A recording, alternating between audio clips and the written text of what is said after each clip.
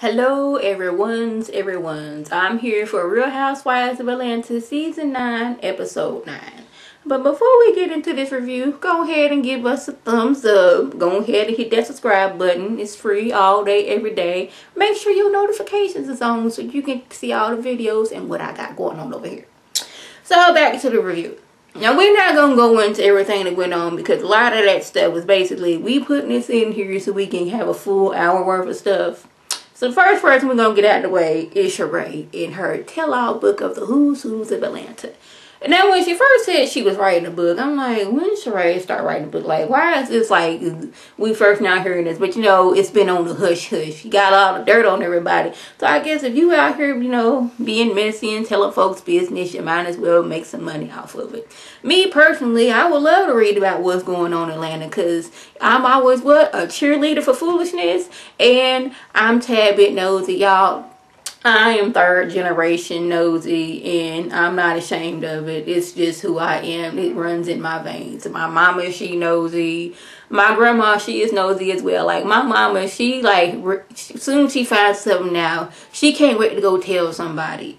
Like, what happened? I know this ain't got nothing to do with the review, but when I first got engaged, my mama couldn't wait to go tell my grandma, even though I told her don't tell nobody yet because, you know, we ain't got the, well, he ain't bought my ring yet, but we was discussing, you know, getting married. But she couldn't wait to go tell somebody right then and there. And then had the nerve of being on the phone with my grandma, say, can I tell her now? Knowing my grandma's gonna want to know. So yeah, I'm telling you, it's just notices in my genes. So I would love to read this book. Along with SHEREE and Bob, they go working out. SHEREE, she's trying to make sure that her body's staying the toneness that it is. And Bob, you need to lose like 50 pounds before we can even get to talking. Now I'm sitting here, you want Bob to work out. Now y'all know, Bob be sweating when he's just standing there.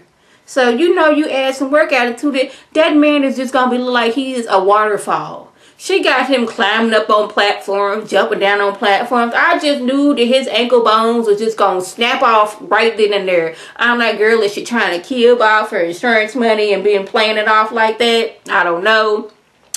She get a phone call and Bob and all his bigness and tallness call himself sneaking up on SHEREE.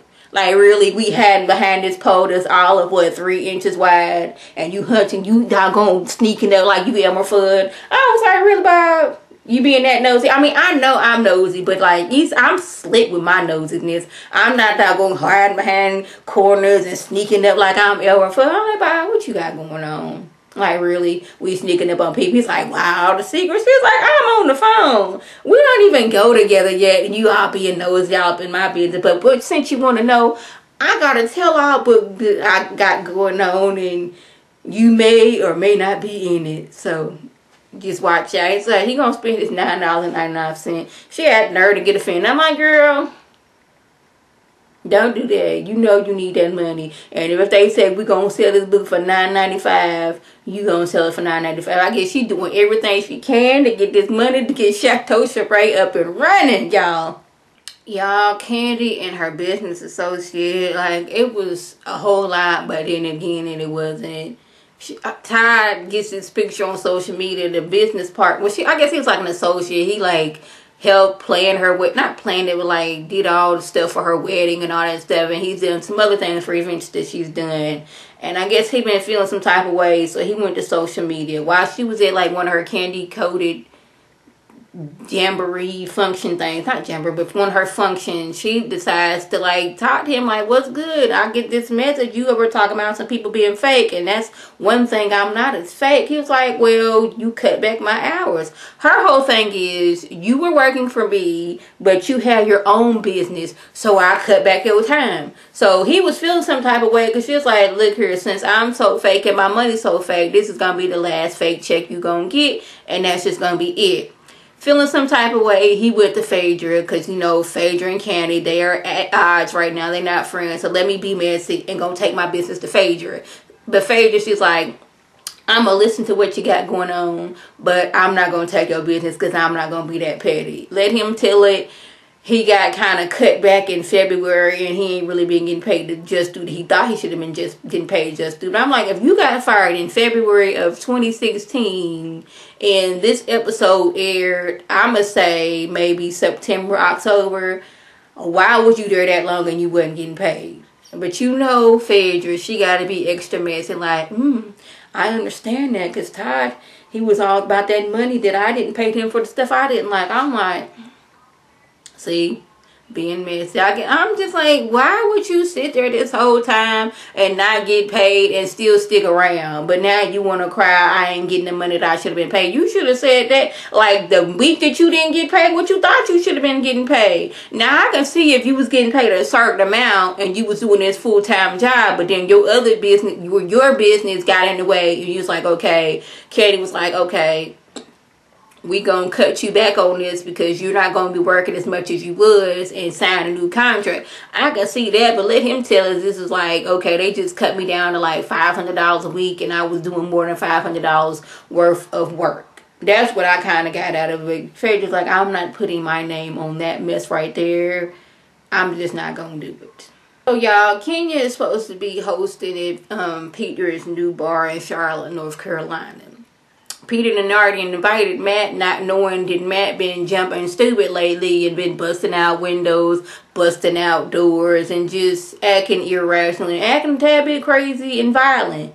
But once Kenya gets wind of this is where I have a problem. Because at first she was like, sure, Matt can come. But then I guess she realized Matt been doing a lot of crazy stuff lately, so let's not have him come. But Matt being Matt, decides to come anyway and decides to drive. And then she get this message from him talking about some, if I see you flirt with somebody else, you gonna see me. Just like a whole lot of drama. Now, Cynthia then got brought into this because first of all, she wasn't even invited to Peter's get together. She was feeling some type of way, but she goes and tell Peter, look here, Peter.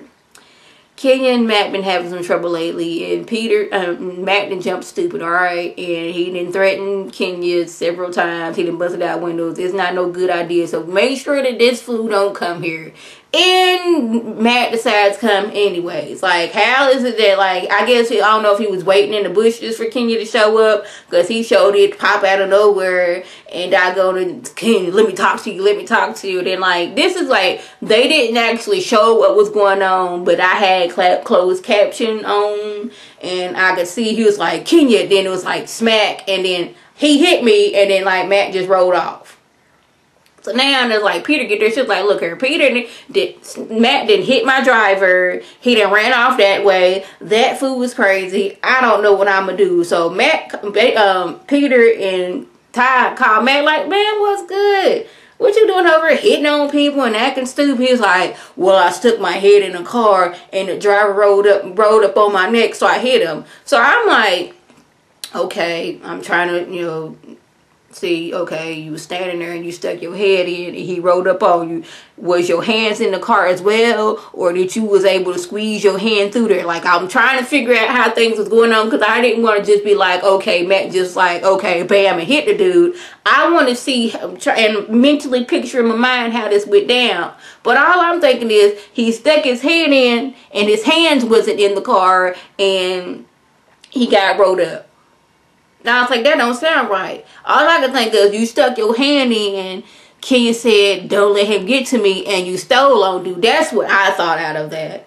Now back to this whole Kandi and Phaedra situation. And I meant to talk about this at the beginning of the review, but I forgot. I've been sick. That's why this review didn't get up last night. I usually try to do it the night of, but child, it's been cold. I'm sick. That's why I'm in this, my lovely pashmina scarf right here. Yes, but anyway, back to the whole Kandi and Phaedra situation. I'm not saying Kandi's wrong or right, and I'm not saying Phaedra's wrong or right. What I was saying last week on my video was, when you get to telling your ex-friend's business to other friends, that puts them in the middle. Like, if they had to just kept it, if Kandi had to just kept her thoughts to herself and Phaedra done the same thing, then the other friends wouldn't be put into this, causing tension with them, and the person who told them is like, now Portia's stuck in the middle, like, these are two of my friends, you going over telling her business, now she telling your business, now we all mad at each other. I'm mad at you because you telling business. Now I'm in the middle of it like, hey, I don't want to pick time. That's what I was saying. I hope I got that across, because like this video was kind of all over the place. I am sick, been sick, because this weather, this cold for like 3-4 days. Then it want to be like not so cold. So this weather right here, it's usually April that gets me, but doggone it, this first few days of the year was like, no, we gonna be doggone 22 degrees in Houston, Texas. Like, since when do we do that? 22 degrees?